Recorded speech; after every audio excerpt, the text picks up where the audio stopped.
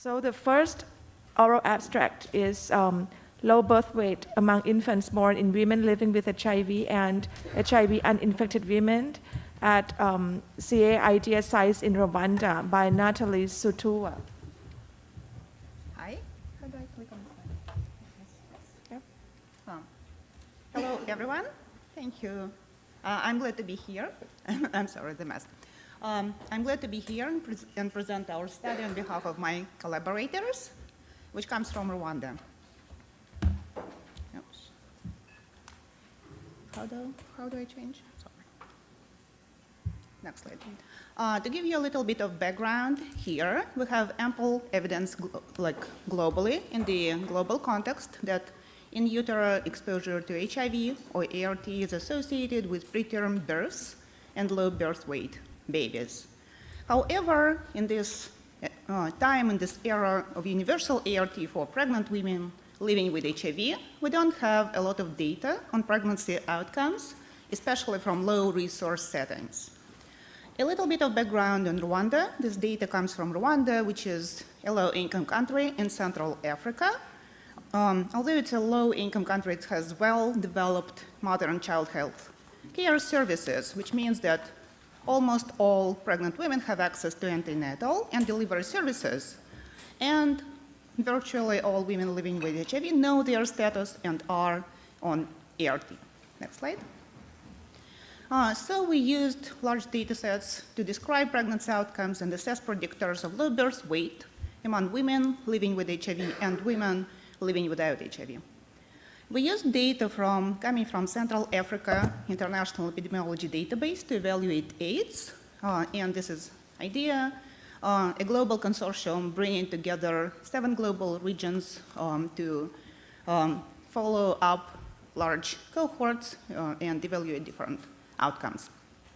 We linked together, we used retrospective data from antenatal care, delivery, and PNPCT registries, and included all women who gave birth in between 2012 and 2020 to assess birth outcomes, compare them between women living with HIV and without, and to assess bivariate and multivariate associations between low birth weight and women's HIV status and other covariates. Next slide, please. This is a large data set, including 72,000 women. But for the purpose of this analysis, for the primary outcome, which is low birth weight, which is important, as you know, for survival, for morbidity, mortality, and growth and health outcomes of babies, we restricted the sample to women whose HIV status was known at admission to maternity clinics, giving us about 11,000 eligible women. About 10% of them were living with HIV. Then excluded stillbirths and multiple births to analyze single live births, and then restricted the sample to term babies to assess the differences between low birth weight among those 2 groups of women. Next slide.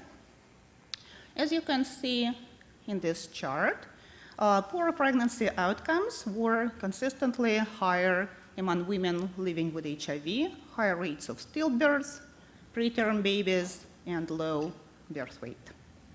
Thank you. Next one. In this bivariate and multivariate analysis, we first assessed bivariate associations between covariates and HIV status, and then adjusted for those covariates which were found significant in bivariate analysis to assess odds ratios.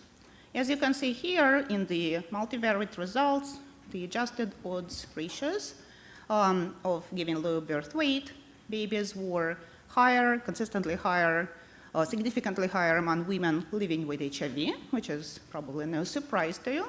Also, greater weight at admission to maternity clinics was associated with lower odds of having low birth weight babies, and primigravida status was associated with much elevated odds of giving low birth weight babies. Next one. In conclusion, I would like to say that even in this time of universal access to ART, pretty much which is the case in Rwanda during pregnancy, women living with HIV are more likely to have low birth weight babies. And this is consistent with the global evidence, right? Also, in our analysis, low weight and primary gravity were independently associated with low birth weight, which suggests that in this low research setting, supplementary nutrition to pregnant women living with HIV might help reduce those risks, especially among women who were pregnant for the first time. There are some limitations because there are 10 IDEA sites, but it may not be representative of all women and women living with HIV. We also did not include in the analysis infants' HIV status, but it might be an important avenue for the future analysis.